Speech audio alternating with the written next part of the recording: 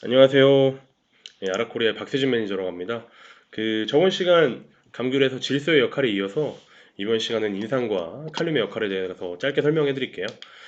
감귤 쪽에 인산이 꼭 필요할까요?부터 한번 알아보겠습니다. 인산 같은 거 보시면은 인산이 잘 들어가면 수확량도 늘어나고요. 과 크기는 오히려 줄어들지만 과 무게가 증가하고 이 항목이 되게 중요할 것 같아요. 과피 두께가 얇아집니다. 사실 과피 두께가 얇아지면 굉장히 좋은 점들이 있죠. 과피 두께가 얇아지는 만큼 과육 자체는 커지기 때문에 품질이 좋아질 거고요. 그리고 과피 두께가 얇아지면 부지가라고 하죠. 예. 오목볼록하게 이제 튀어나오는 과실들의 그 모양, 품질이 굉장히 안 좋은 건데요. 그런 것들이 발생 확률이 굉장히 줄어듭니다. 실제로 감귤 농사 지으시는 분들께서는 이제 과피 두께에 굉장히 민감하게 여기시는 분들이 있는데 인산이 잘 들어가면 과피 두께가 얇아진다라는 점 다시 한번 강조드리고요. 인산 같은 경우는 이제 ATP랑 ADP의 구성 성분으로서 뭐 에너지 전달에 중요한 역할을 하고요. 뿌리 같은 거 발달에 도움이 되고요. 생장, 분열, 근해 신장, 개화결실, 비대까지 촉진을 한다고 하는데요. 다시 한번 강조하겠습니다. 수확량이 늘어나고요. 소형가를 생산할 수 있고요. 과무게는 약간 증가하는 경향이 있고 과피 두께는 줄어듭니다. 그리고 과즙량이 늘면서 품질이 늘어나는데요. 실제로 보실까요? 예. 토양 내 인산 함량, 그러니까 토양 내 인산 함량이 높다라는 얘기는 작물이 많이 못 먹었다는 얘기고 토양 안에서 불용화된 인산이 많다라는 얘기죠.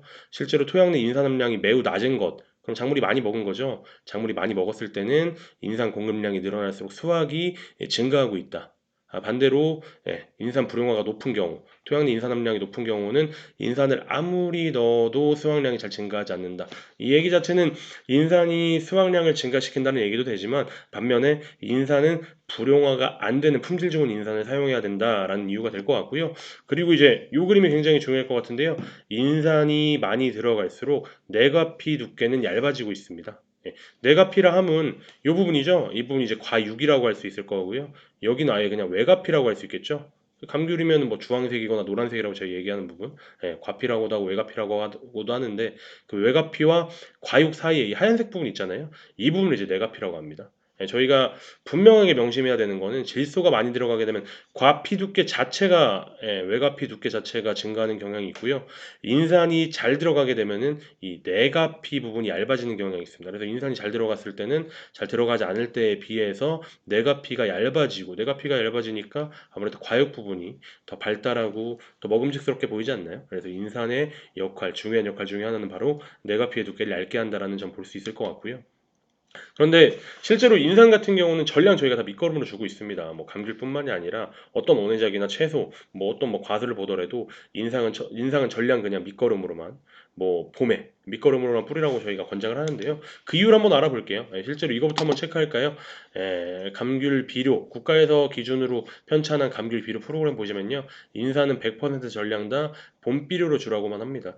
그 이유는 이제 크게 두 가지 정도 있을 것 같은데요. 첫 번째로 인산의 이동성입니다.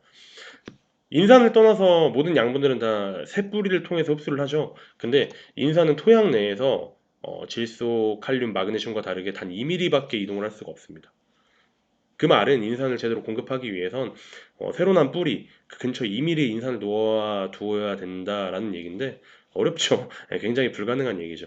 누가 이렇게 삽으로 살살살 흙을 퍼가지고 새뿌리를 확인하고 근처에 인산미를 놓겠습니다. 어려운 얘기죠. 어차피 토양 내에서 이동이 잘 안 되니까 전량 밑거름으로 주자, 인산은 밑거름으로 주자라는 얘기고요. 두 번째는 이제 또 이동성을 넘어서 이제 화학성 부분인데요. 토양 pH랑 관련이 있습니다. pH가 낮은 산성 토양에서는 알루미늄이나 철이랑 인산이 달라붙어 가지고 흡수가 안 됩니다. 근데 또 이제 pH가 7보다 높은 이제 염기성 토양에서는 인산과 칼슘이 달라붙어서 잘 흡수가 안 됩니다.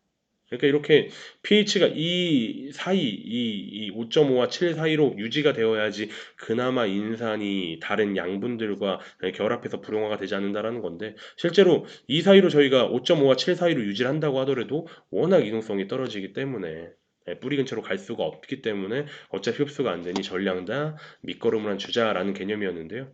맞지 않죠. 실제로 이 빨간색 인상 그래프 보시면요, 뭐 개와 착과 비대기 오히려 성숙기에서 높아지는 경향 보실 수 있어요. 인산의 요구도거든요, 감귤나무에서. 그러니까 인산은 꾸준하게 계속 쓰입니다. 뭐 그 양이 미비할지언정 칼륨과 질소와 칼슘에 비해서 미비할지언정 어쨌건 계속 꾸준하게 쓰입니다. 예, 다시 한번 읽어볼까요? 초기 생장 외에도 비대, 성숙기 때도 분명히 인산이 필요하다. 그렇기 때문에 인산은 밑거름만 주는 게 아니라 불용화가 적은 고품질 인산을 꾸준하게 저희가 사용해야 된다, 시비해야 된다라는 건데요.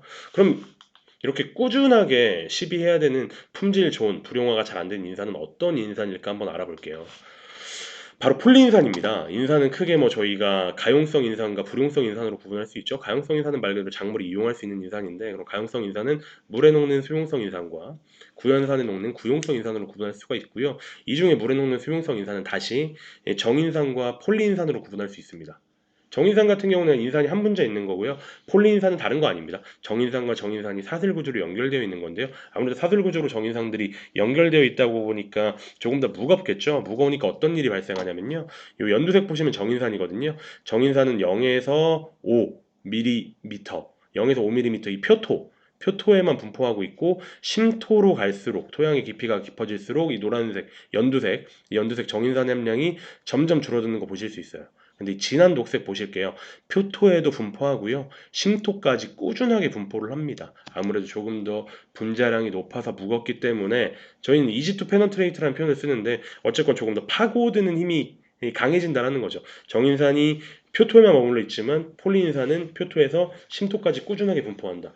여기 폴리인산이 분포하고 있고 여기 정인산이 분포하고 있는데, 뿔은 한 이 정도 있을 거 아니에요. 아무래도 정인산보다 폴리인산의 이용 가능성이 더 높다라는 얘기겠죠. 그리고 불용화가 적은 것도 실제로 살펴보시면요. 전체적으로 인산의 함량이라고 봐주시고 진한 녹색을 정인산이라고 봐주시면 되는데요. 죄송합니다. 이 옅은 녹색을 정인산이라고 봐주시면 될 것 같은데요. 이 시간이 12한 후에 시간이 지나면 지날수록 이제 정인산의 함량이 꾸준하게 증가합니다. 정인산 함량이 꾸준하게 증가하는데 어디서 증가하냐면요. 바로 토양 안에서 증가하는 거예요. 작물이 꾸준하게 증가한 만큼 작물은 그만큼 빨아먹지 못했다라는 거죠. 정인산은 계속 토양에서 불용화되어 있다. 반면에 이 진한 녹색 같은 거 보면 꾸준하게 감소되고 있죠. 시간이 지날수록. 감소된 게 어디로 갔겠어요? 뭐 감소된 게 공기중으로 날아가진 않았겠죠. 감귤 수치가 이용한 겁니다. 이 그래프만 보시더라도 불용화가 없이 흡수 효율성이 좋은 것은 바로 폴리인산이다. 다시 한번 읽어볼까요? 심토의 근권부까지 이동 가능한 폴리인산, 지속적으로 정인산으로 분해되면서 작물의 지속적인 인산 공급원, 불용화 없이 지속적인 인산 공급원으로 작용한다는 거죠. 폴리인산이 그만큼 중요하다는 얘기였고요. 예, 저희 제품 보시면은 이 야라밀라 컴플렉스 같은 경우는 11%의 인산이 들어있는데, 그 중에 이제 정인산과 폴리인산을 다 포함하고 있습니다. 그래서 세상 구조의 폴리인산이 꾸준하게 공급을 한다. 인산을 공급을 한다를 실제로 저희 시범포 결과를 보시면요. 폴리인산, 저희 제품을 사용한 처리구와 사용하지 않은 대조구를 살펴보시면 벌써 내가피의 두께가 0.2mm 정도의 차이가 있습니다. 겨우 0.2mm라고 하시면 안 돼요. 내가피예요. 감귤 껍질 까보시면 그 하얀색 부분은 잴 수도 없을 만큼 굉장히 얇습니다. 그 얇은 거에서 0.2mm면은 거의 인산의 폴리인산이 얼마나 과피에 중요한 역할을 했나 다시 한번 살펴보실 수 있을 것 같고요. 예, 요런 이쁜 감귤이 나왔다라는 거죠. 예, 보실 때는 이 인산도 중요하지만 질소가, 제가 말씀드렸죠, 첫 장에서 질소가 너무 많게 되면은 과피 자체가 두꺼워진다. 근데 얘 같은 경우는 질소와 인산의 비율이 적절해가지고 내과피도 얇아지고 외과피도 그렇게 두꺼워지지 않았죠. 다시 한번 강조하면은 그러면 과육이 발달이 될 거고, 여기가 이렇게 울퉁불퉁한 부지가 형성도 잘 되지 않는다라는 거. 그래서 결국에 질소와 인산의 적절한 비율이 중요한데요. 이 제품 같은 경우는 질소가 12%, 또 그리고 12%에 또 질산질소가 포함되어 있어요. 질산질소는 저번 시간에 또 강조했으니까 그거 한번 살펴보시면 될 것 같고, 12%의 질소와 11%의 폴리인산이 포함되어 있어서 질소 인산의 비율이 적절하다. 다시 한번 강조하겠습니다. 질소 인산의 비율이 굉장히 적절하게 1대1로 들어가 있고요. 질소는 질산질소, 인산은 불용화가 적고 꾸준하게 흡수되는 폴리인산이 들어가 있다. 다시 한번 강조할 수 있을 것 같고요. 칼륨 들어갈게요. 칼륨은 꼭 필요할까요? 필요하죠. 또 그리고 아무래도 과수하시는 분들, 과수뿐만이 아닌 것 같아요. 요새 트렌드가 아무래도 질소는 조금 줄이려고 하고 칼륨을 늘리려고 하시는 것 같은데, 칼륨을 보통 늘리는 이유를 여쭤보시면은 수확물의 품질과 굉장히 연관을 많이 지으십니다. 그러니까 뭐 수확량은 질소, 그리고 품질은 칼륨, 이렇게 딱 단언을 하시는데, 그러니까 쉽게 얘기하면 감귤 같은 경우는 수확량은 질소를 많이 주면 되고 당도나 착색은 칼륨을 많이 주면 돼 라고 이렇게 말씀을 하시는데, 맞나 한번 살펴볼게요. 칼륨 굉장히 좋습니다. 중요합니다. 수확량도 높여주고요. 과 크기도 크게 해주고요. 과 무게도 크게 해주고 착과도 많이 되게 해줍니다. 수확량 분명히 늘리고 있네요. 그죠? 그리고 과피 두께를 늘리고 있는 거는 조금 저희가 다시 한번 생각해 봐야 될 것 같아요. 그러니까 칼륨의 무분별한 시비도 분명히 피해야 될 것 같고요. 표피 상처를 또 줄여줍니다.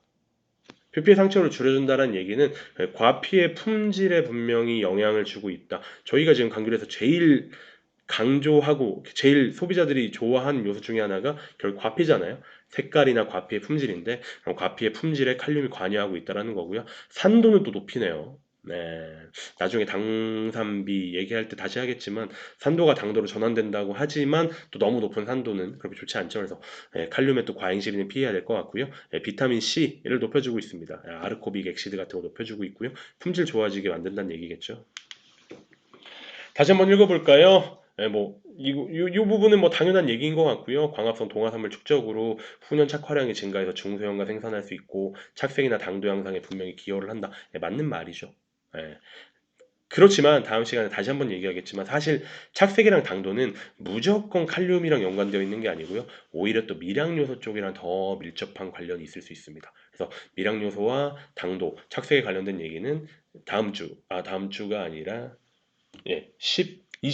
20일 월요일에 조금 더 자세하게 설명해 드리도록 할게요. 그래서 칼륨 역할로 다시 돌아가면 수확량 늘려주고, 과크기 크게 해주고, 과무게 무겁게 해주고, 착과도 많이 되게 해주고, 과피 두께는 조금 늘리는 경향이 있고, 표피 상처를 감소해서 표피를 강화해주고, 산도도 높여주는 경향이 있어서 과잉 시비는 피해야 되고, 품질을 증가시킨다. 실제로 보시면은 칼륨 시비량이 늘어날수록 과무게도 높아지고 있고요. 과 크기도 커지고 있고요. 수확량 자체도 많아지고 있는 거 보실 수 있습니다. 그래서 이쪽으로 오른쪽으로 갈수록 칼륨을 잘 빨아먹은 감귤이라고 살펴보시면 될 것 같아요.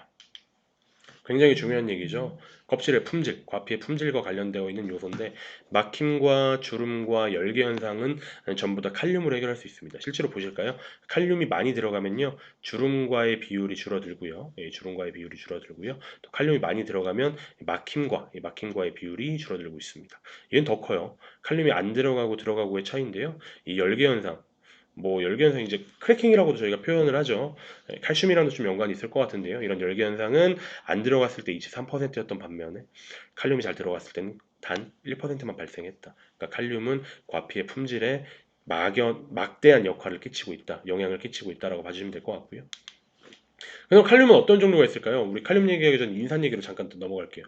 인산 얘기했을 때 정인산과 폴리인산 얘기하면서 폴리인산이 굉장히 중요하다고 말씀드렸고요. 칼륨도 분명히 감기에 굉장히 유리한 칼륨이 있겠죠. 그 칼륨이 뭔지 한번 살펴보시죠. 칼륨은 흔히 저희가 이제 밭에 뿌리는 비료로는 염화칼륨, 황산칼륨, 질산칼륨, 농가분들 표현으로 하자면 염화가리, 황산가리, 질산가리 정도로 얘기할 수 있겠네요. 염화칼륨 같은 경우는 이 황산칼륨에 비해서 염류 집적도가 2.5배 이상 높습니다. 염류 집적도가 높다 함은 염류 장애를 일으킬 가능성이 높다라는 거죠. 염류 장애 그냥 무시하면 안 돼요.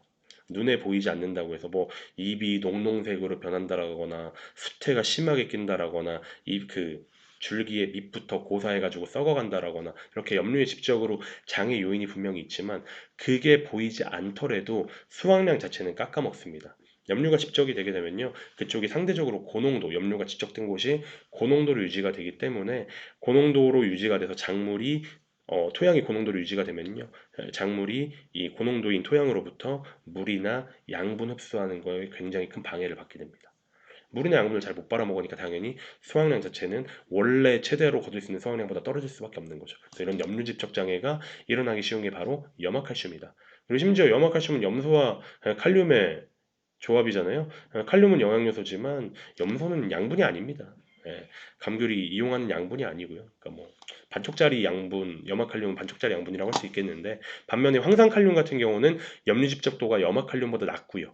그리고 황도 들어있고 칼륨도 들어있고 황과 칼륨이 동시에 공급되기 때문에 굉장히 좋은 양분이라고 할 수 있죠. 실제로 황산칼륨과 염화칼륨을 비교해 볼게요. 황산칼륨과 염화칼륨을 비교를 해보면 나무당 낙가수가 벌써 이렇게 차이가 나죠. 낙가수가 차이가 나고요. 낙가수가 차이가 나니까 수확량 자체 차이가 나게 됩니다. 실제 다시 한번 보실까요? 염화칼륨 들어간 것과 황산칼륨 들어간 거. 나무당 수확량을 보시면 염화칼륨 들어갔을 때 200kg 정도, 황산칼륨 들어갔을 때 250kg까지 가죠. 벌써 차이가 어마무지하게 난다고 보실 수 있을 것 같습니다. 근데 이 제품 같은 경우 아까 질산트질소도 들어갔고 폴리인산도 들어간다고 말씀드렸잖아요. 칼륨은 18% 들어가 있는데요. 이 18% 칼륨이 전부 다 황산칼륨이라서 과수재배에 굉장히 적합하다고 볼 수 있습니다. 그래서 질문이 하나 또 나올 것 같은데요. 그럼 질산칼륨은 뭐냐? 저는 개인적으로 질산칼륨이 황산칼륨보다 좋다고 생각을 합니다. 뭐 시기마다 조금 다를 것 같아요. 뭐 생유 후반부에 질소의 과잉 시비를 피하기 위해서는 황산칼륨이 분명히 또 장점이 있지만 기본적으로 질산칼륨이 황산칼륨보다 더 좋다고 생각을 하는데 그렇지만 질산칼륨이 황산칼륨보다 더 비쌉니다.